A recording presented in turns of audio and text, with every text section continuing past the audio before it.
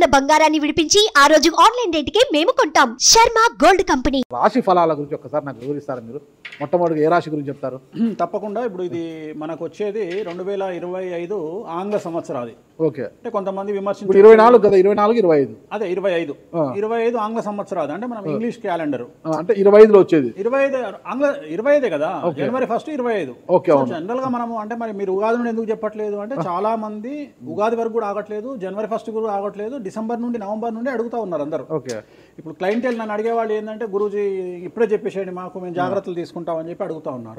So అందుకనే 2025 సంవత్సరం ఆంగ్ల సంవత్సరాది అంటే జనవరి 1 నుండి ఎలా ఉండబోతుంది అనేది మనం ఒకసారి చూసుకుంటే, అన్నిటికంటే ముఖ్యంగా ఈ వచ్చేటువంటి సంవత్సరం పేరు శ్రీ విశ్వావసునామ సంవత్సరము. విశ్వావసునామ సంవత్సరము. సో రాబోయేటువంటి ఎందుకు గురుగారు అది వస్తుంది పేరు 60 సంవత్సరాల్లో ప్రతి సంవత్సరం ఒక్కొక్క పేరు వస్తుంటది. పేరుతో ఏం స్పెషాలిటీ లేదు. క్రోధినామ సంవత్సరం అనే నెగిటివ్ అట్లా ఏం లేదు.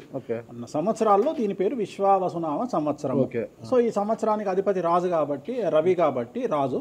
సో రవి మనకు కమాండ్ చేస్తా ఉన్నాడు కాబట్టి ఈ సంవత్సరం అతి ముఖ్యమైన విషయం ఏంటంటే రాజకీయంగా దేశవ్యాప్తంగా రాష్ట్రాల వ్యాప్తంగా పెను సంచలనాలు నమోదవ్వడము ఈ సంవత్సరం 2025 సంవత్సరం లక్షణాలు. ఎందుకంటే రాజుల మధ్యన రాష్ట్రాల మధ్యన గొడవలు, మరీ ముఖ్యంగా కొంతమంది ప్రముఖ రాజకీయ నాయకులకు మృత్యుగండము, అలాగే అన్ని రంగాలలోకి సెలబ్రిటీలు, సినిమా ఇండస్ట్రీ, రాజకీయము, బిజినెస్, ఎనీ ఇండస్ట్రీ, యువకులు, మరి ముఖ్యంగా మగవాళ్ళు యువకులు 40 సంవత్సరాల వయసులోపు ఉండే వాళ్లకు కార్డియాక్ అరెస్ట్లు అనేటివి ఈ సంవత్సరం అతి ముఖ్యమైన విషయం.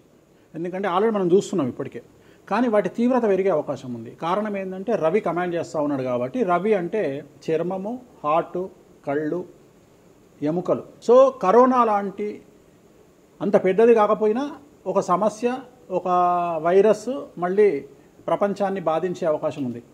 అది మరీ ముఖ్యంగా చర్మం మీద దాడి చేసే అవకాశం ఉంది.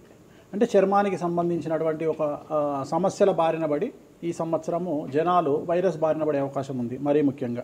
అలాగే ఇప్పుడు 40-50 ఇంచుమించు 40 సంవత్సరాల లోపు యువకులకు కార్డియాక్ అరెస్ట్లు అనేటువంటివి జరిగే అవకాశాలు కనిపిస్తూ ఉన్నాయి. అలాగే ఈ సంవత్సరం గుండెపోటు వల్ల మరణాల సంఖ్య చాలా ఎక్కువ. ఇదంతా 2025 జనవరి నుంచి ఎగ్జాక్ట్లీ. అలాగే ఈ సంవత్సరము ఎండల తీవ్రత చాలా ఎక్కువ, విపరీతమైనటువంటి ఎండలు ఉండే అవకాశం ఉంది. అలాగే ఈ సంవత్సరాలు ప్రపంచవ్యాప్తంగా అగ్నిపర్వతాల పేలుడు అనేటువంటిది ఈ సంవత్సరం గమనించాల్సినటువంటి విషయం. అలాగే ఈ సంవత్సరం మంచు పర్వతాలు కరగడం వల్ల వాతావరణంలో మార్పులు గమనించాల్సి ఉంటుంది ఈ సంవత్సరం. అలాగే అమెరికా దేశానికి విపరీతమైనటువంటి గాలి తుఫానులు, వరదలు ఈ సంవత్సరం కనిపిస్తూ ఉన్నాయి. అలాగే 1-2 దేశాల మధ్యన యుద్ధ వాతావరణం ఖచ్చితంగా ఉండి తీరుతుంది, లేదా యుద్ధం జరుగుతున్నాయి కదా, అది ఇంకా పెరుగుతుంది. ఇప్పుడు ఉన్నదానికంటే తీవ్రత పెరుగుతుంది అనేది. అలాగే మనకు 2025 సంవత్సరంలో సెప్టెంబర్ 7వ తేదీ 2025 సంవత్సరం ఆదివారం రాహుగ్రస్త సంపూర్ణ చంద్రగ్రహణం ఏర్పడుతుంది. ఇది కుంభరాశికి వ్యతిరేకమైన ఫలితాలు ఇస్తుంది.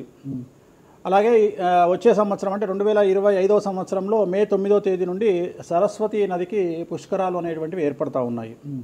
ఈ సంవత్సరము రాజకీయ నాయకులకు సంబంధించి మరీ ముఖ్యంగా ఇందాక మనం మాట్లాడుకున్నట్టుగా పవన్ కళ్యాణ్ గారికి ఏలినాటి వెళ్ళిపోతుంది. అలాగే లోకేష్ గారి జాతకరీత్యా, పవన్ కళ్యాణ్ గారి జాతకరీత్యా విపరీత రాజయోగం అనేటువంటిది కనిపిస్తూ ఉంది. జగన్మోహన్ రెడ్డి గారికి లేదా రాజయోగం వల్ల? ఇప్పుడు లేదు, ఈ సంవత్సరం లేదు. అంటే 2025 సంవత్సరంలో లేదు. 29 కన్నా ఉందా? అది మన తర్వాత మాట్లాడుకుంటాం. ఓకే. 25లో మాత్రము నేను అనేది ఏంటంటే ఇప్పుడున్న స్థాయి కంటే వీళ్ళిద్దరికి ఇంకా పై స్థాయికి వెళ్లే అవకాశం ఉంది, లోకేష్ బాబు గానీ పవన్ కళ్యాణ్ గారు కానీ. అదే నాకు అర్థం కావడం, వాళ్ళిద్దరు మంత్రులే, నాకు అర్థం కాదు. ఇంకా ఇప్పుడు ఉన్నటువంటి పదవుల కంటే కూడా గొప్ప పదవులను వీరు పొందేటువంటి అవకాశాలు కనిపిస్తున్నాయి. రాజ్యసభ తీసుకుని కేంద్రానికి వెళ్తారా? కేంద్ర మంత్రులు వెళ్తారా? కేంద్ర మంత్రులు వెళ్తారా? పెద్దదే కదా, కేంద్ర మంత్రి అనేది పెద్దది కదా. సో అది ప్రభాస్ గారి జాతకంలో చాలా అనుకూలమైనటువంటి ఫలితాలు, శుభవార్తలు వినేటువంటి అవకాశాలు కనిపిస్తా ఉన్నాయి. వివాహం అవుతుందా చెప్పలేము, ఎందుకంటే తులారాశి కాబట్టి వివాహం కావచ్చు. సో ఫ్యాన్స్ కి ఇది పండగనే, పెద్ద పండగనే. ఓకే. సో ఇది ఓవరాల్ గా ఇంకా బేసిక్ డీటెయిల్స్, అంటే ఓవరాల్ 2025లో ఎలా ఉంటుంది. సో ఇప్పుడు మనం రాసుల గురించి కనుక తీసుకున్నట్లయితే ఎలా ఉంది, రెమెడీస్ ఏంటి? ఎస్, నెక్స్ట్ 8వ రాశి వృశ్చిక రాశి. 2025 సంవత్సరం వృశ్చిక రాశి వారికి ఆదాయం 2, వ్యయం 14, రాజపూజ్యం 5, అవమానం 2. ఈ సంవత్సరం అర్ధాష్టమ శని వెళ్ళిపోతుంది. చాలా బాగుండే అవకాశం కనిపిస్తోంది. సమాజంలో నరదృష్టి వల్ల, ఇతర జనాల వల్ల శత్రుత్వం పెరుగుతుంది. మీరు ఏ రంగంలో ఉంటే అదే రంగానికి చెందినవారు మీపై ఈర్ష్యతో, మిమ్మల్ని చెడు చూపుతో, నరదృష్టితో మీకు చెడ్డ పేరు ఇచ్చే అవకాశాలు కనిపిస్తూ ఉన్నాయి. అలాగే చేయు వృత్తి వ్యాపారాల యందు రాణించుట, ప్రతి పని కలిసి వస్తుంది. అలాగే ఇంటా బయట అనుకూలతలు, బంధువులు తీవ్రంగా వ్యతిరేకించే అవకాశం కనిపిస్తుంది. సంతానానికి సంబంధించిన సమస్యలు, చిన్న చిన్న ఆరోగ్యం సమస్యలు బాధించే అవకాశాలు కనిపిస్తూ ఉన్నాయి.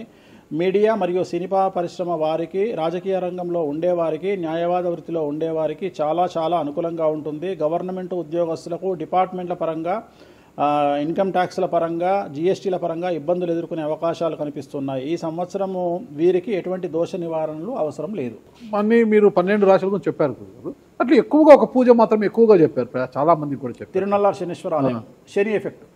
ఓకే, ఎక్కువ మందికి తిరునల్లార్ చెప్పినా అక్కడ ఎంత 450 రూపాయలు ఉంటుంది పూజ. అది తిరునల్లార్ పాండిచ్చేరిలో ఉంటుంది. అక్కడికి వెళ్ళి పూజ చేసుకుంటే సరిపోతుంది. ఇది పేరును బట్టి ఈ రాశుల ప్రకారం ఇలా ఉంటుందని మీరు రాశారా, లేకపోతే వాళ్ళ డేట్ ఆఫ్ బర్త్ ప్రకారం? నక్షత్రం బట్టి, నక్షత్రాలు. ఓకే, నక్షత్రాలు వాళ్ళకి అర్థమైపోతుంది. వాళ్ళ నక్షత్రాన్ని బట్టి. అశ్విని నక్షత్రం మేషరాశి, భరణి నక్షత్రం మేషరాశి, పుష్యమి నక్షత్రం కర్కాటక రాశి. మీ రాశి నా రాశి ఒకటే. నా రాశి ఏదో నాకు తెలియదు గురుగారు. మీది వృశ్చిక రాశి. మీది అదేనా? మరి ఎలా గురుగారు ఈ మధ్యన బాగానే ఉందంటారు? మనకు బాగుంది. ఇంకా మన రచనే, ఇంకా రచనే రచనే. ఇక ఎట్లా రచ్చ? ఇంత వివాదాలు అవుతున్నాయి, ఏం కథ అసలు? ఇంకా లైఫ్ అన్నప్పుడు ఇప్పుడు రేవంత్ రెడ్డి ఉన్నాడు. రేవంత్ రెడ్డి ఎన్ని కష్టాలు అనుభవిస్తే సీఎం అయినాడు అంటే ఇక కష్టం తర్వాత సుఖం రెడీగా ఉంటుంది. ఓకే, ఇప్పుడు కష్టపడ్డారు కాబట్టి మీకు సుఖం ఉంది అంటారు. మీకు కాదు, మళ్ళీ మీకు మనకు అందరికీ. ప్రతి మనిషి జీవితంలో పండ్లున్న చెట్టుకే రాయి దెబ్బలు, అంతేగాని పళ్ళు లేని చెట్టుని ఎవడు పట్టించుకుంటాడు? పళ్ళు ఉంటేనే దాన్ని రాయి చేస్తారు. అట్లనే మనం కూడా అంతే అండి. వేణుస్వామి అంటే పూజలకు పెట్టింది పేరు.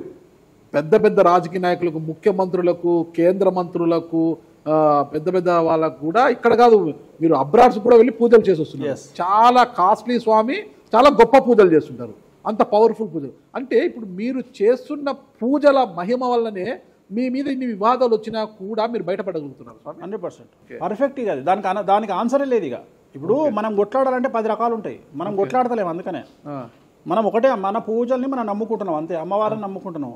ఇప్పుడు ఒక్కొక్క సమస్యకి ఒక్కొక్క అమ్మవారు పరిష్కరిస్తుంది. దశమహావిద్యల్లో మనం అదే చేస్తున్నాం. ఇప్పుడు నేను ఒకటే మాట చెప్తా. కాంట్రవర్సీస్ వచ్చినాయి, మీరు అడిగినరు, ఎన్ని సమస్యలు వచ్చినాయి. జనాలు ఏం ఆలోచిస్తారంటే వేణుస్వామి ఈ సమస్యల నుండి బయటపడతాడా, పడితే ఎలా పడతాడు? నేను ఒకటే అనుకుంటున్నా, ఇంతమందికి పూజలు చేసి వాళ్ళ సమస్యల నుండి బయటపడడానికి ప్రయత్నించే నేను, నాకు వచ్చిన సమస్యను కూడా అదే పూజల ద్వారా బయటపడడానికి ప్రయత్నం చేస్తున్నాను. అంటే వివాదాలు చుట్టుముడుతున్నాయి, సోషల్ మీడియాలో వైరల్ అవుతున్నాయి. ఉమెన్ కమిషన్ మీ మీద ఫిర్యాదులు చేశారు. ఇన్ని చేసినా కూడా ఎక్కడా మీకు ఉచ్చు బిగుసుకోవడం లేదు, బయటపడుతున్నారు. అంటే ఇది మీ పూజల మహిమనా, లేకపోతే ఏమన్నా బ్రైబ్ చేస్తున్నారా? అమ్మవార్లు ఇప్పుడు ఉదాహరణ, మనం తెలుగు రాష్ట్రాల్లో ఉంటాం. వెంకటేశ్వర స్వామి వారు అంటే మనకు తెలుసు. ఇప్పుడు తమిళనాడులో పెరుమాళ్ అంటారు వెంకటేశ్వర స్వామిని. అదే నార్త్ ఇండియాకి వెళ్తే బాలాజీ అంటారు. వాళ్లకు బాలాజీ అంటే చాలా భయం. అలాగే మన రాష్ట్రంలో మనకు తెలిసిన వాళ్ళకి కామాఖ్యలో ఉండే అమ్మవారు అంటే భయం. కానీ తెలియని వాడికి భయం ఉండకపోవచ్చు. వాడు ఇష్టం వచ్చినట్టు కామెంట్ చేయొచ్చు అమ్మవారు. చాలా మందికి మీరంటే భయం అనుకుంటా. అంటే మనం చేసే పూజల వల్ల ఉండొచ్చు. ఓకే, నేను అనేది ఏంటంటే, నేను చేసే అదే ఇందాక మనం మాట్లాడుకున్నప్పుడు అదే చెప్తున్నా, వామాచారంలో పూజలు చేయాలంటే భయపడతారు. కారణం ఏమిటి అంటే ఖచ్చితంగా మందును ముట్టుకోవాలి, నాన్ వెజ్ను ముట్టుకోవాలి. దానికి వీళ్ళు చేసే పూజలు అడ్డుపడతాయి. అంటే వీళ్ళు సమాజంలో భయపడతారు కాబట్టి వీళ్ళు వాటి జోలికి పోరు.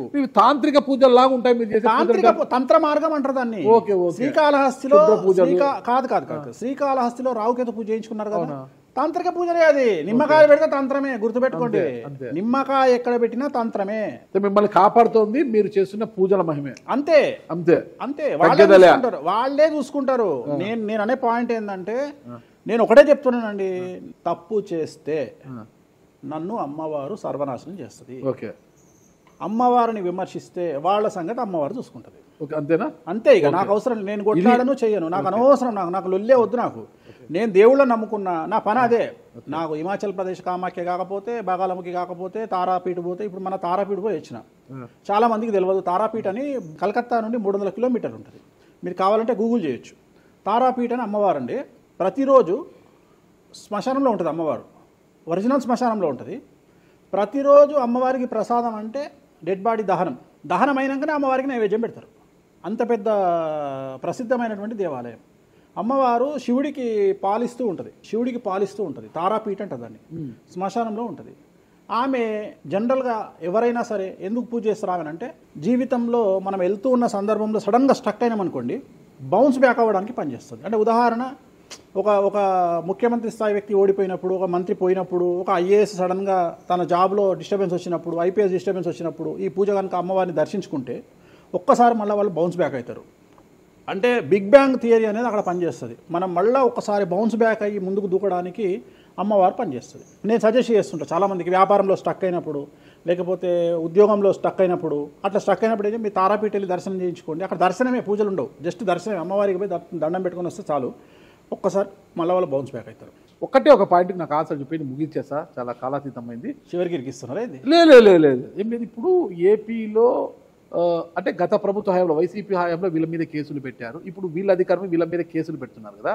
ఈ కేసుల పరంపర ఇలా కొనసాగి జగన్మోహన్ రెడ్డి గారు జైలుకి వెళ్ళే అవకాశం ఉంది. వచ్చే సంవత్సరం మే 9వ తేదీ వరకు అవకాశం ఉంది, దాటితే లేదు. ఇది ఓవరాల్గా వేణుస్వామి గారు ఇచ్చారు. మీకు ఏదైనా అనుమానాలు ఉన్నా డైరెక్ట్గా వేణుస్వామి గారికి ఫోన్ చేయండి, మీ అనుమానాలను నివృత్తి చేసుకోండి. థ్యాంక్ యూ గురుగారు, నమస్తే. ఓకే, ఓం నమో వెంకటేశాయ.